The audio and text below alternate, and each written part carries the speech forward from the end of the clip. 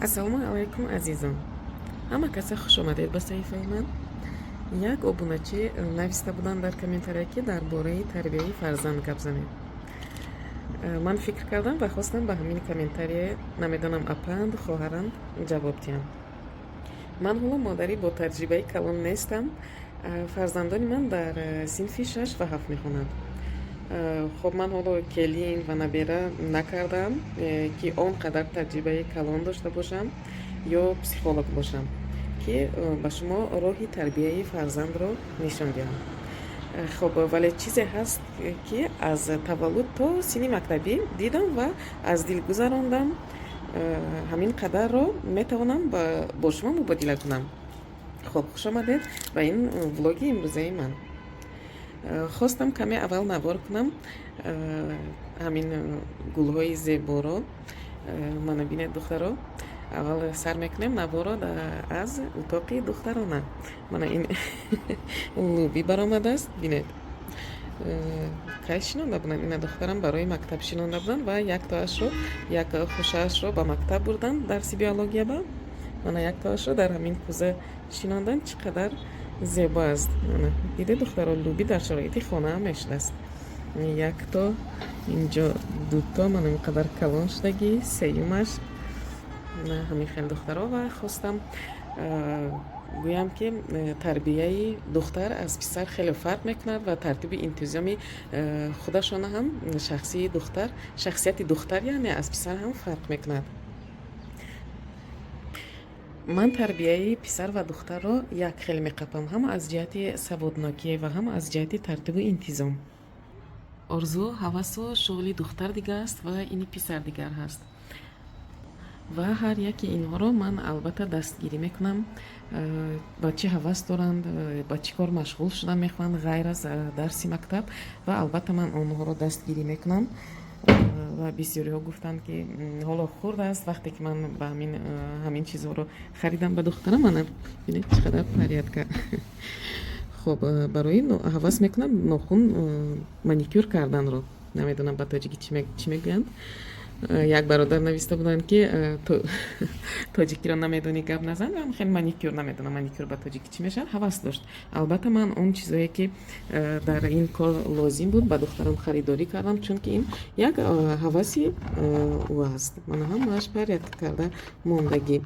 البته مادران اون چیزی که دختران شما هوس دارند با ارزوی هوسی اونها کار کنید. مثلا مجبور نکنید. اون درس مکتب رو دوست نمیدارد، مجبور نکنید. ببینید که او با چی کار میخواد باز مشغول شد، چی هنر رو آموزد. البته دختری من نمیخواد این آینده کلان شود و مانیکورشیست شود. باز دیگر درس ها رو میکند، باز میخواد پسیکولوگ شود، میخواد که باز دکتر شود. تا کلان شدن ارزوی هوسی اونها هر گونه میشود و حرکت کنید که اونها رو از راه نزنید و کوشش کنید که با خواهش دلی اونها کم کم در چارچوبه قانون دستگیری کنید اونها رو. خب بسیار هنرهایی هست که ما میتونیم از خردسالی و دختران خودمون آموزانیم، یاد دهیم، خواست دلی آنها کار کنیم. مثلا دوزندگی را بسیاری هاشون دوست میدارند، پزندگی را دوست میدارند و نگوید که آنها حال صنف 5 هستند، 6 هستند، خردسال هستند. البته آنچه که به آنها لازم است برای هنر آموزی آنها، البته همه آن شرایط را مهیا کنید دخترها. مثلا زنهای ما خیلی دوست میدارند طلای قیمت را. یک طلایت اون را میفروشید و در اون دختر همه اون اسباب و انجامی که برای پخت پز لازم است میتوانید خریداری کنید و ماشینه چاپدوزی را میتوانید خرید اگر هوسی دختر داشته باشد. من اینجا بینید اینم ایده این است. من هم خیلی پول جمع میکنم.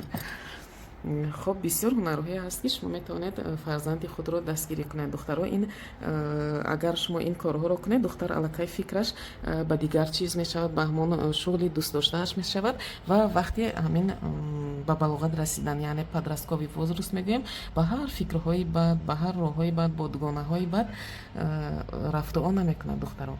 انشالله اولش که خداوند خودش را هدایت کند.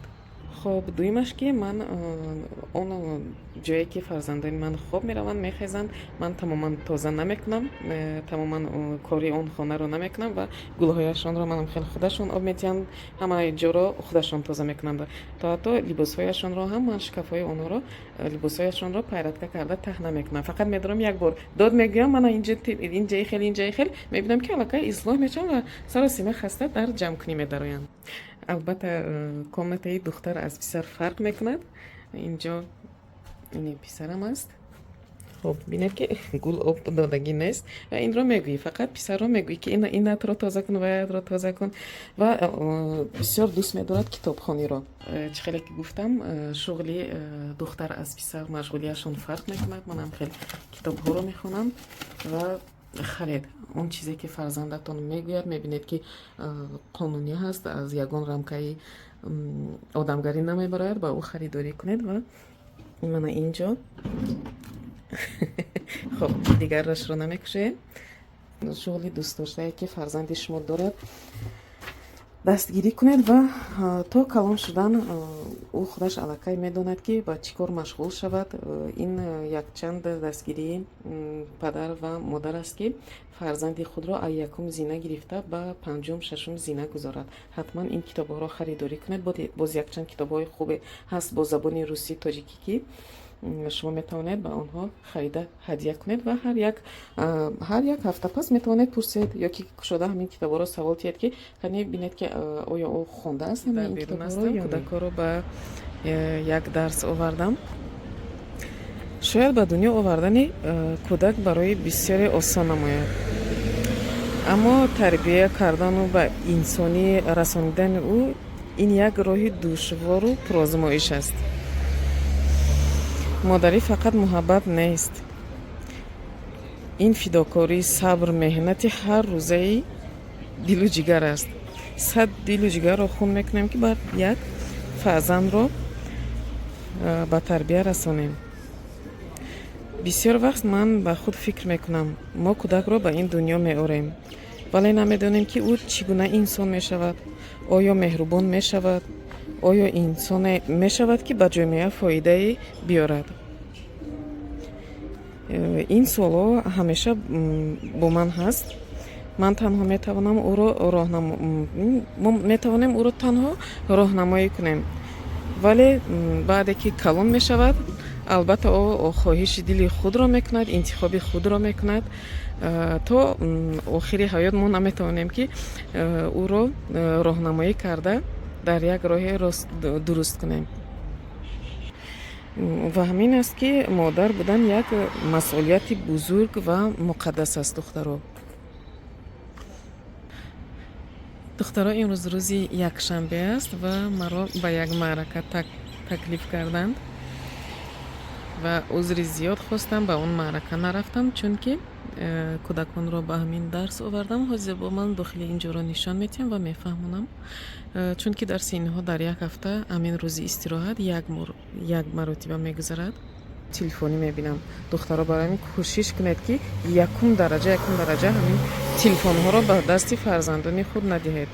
اینجا رو نشان تیم حاضر دخترها، اگر خواهید فرزندتان رو بیارید به اینجا.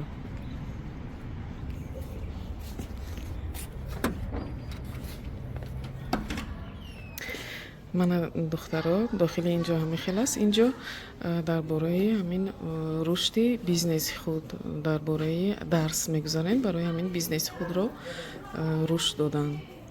هر خیلی کورس ها میگذاره در اینجا و اینجا باشد جای کودکان است.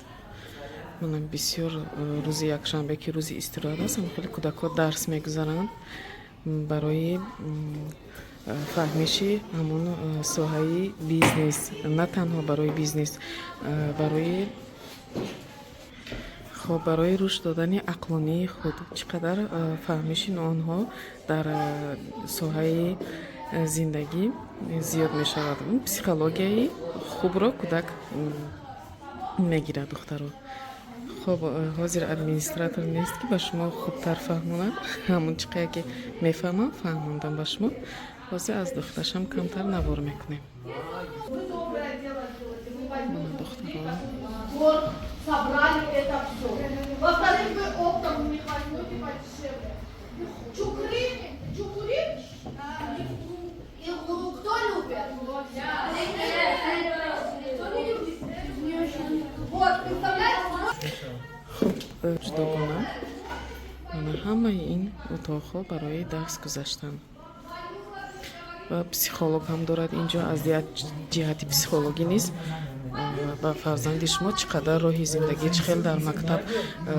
Ин аз кӯдакҳои синни 9 сола то 17-18 сола ба фикрам ки қабул мекунанд инҷо. Дарс тамом шуд, ҳама биромаданд.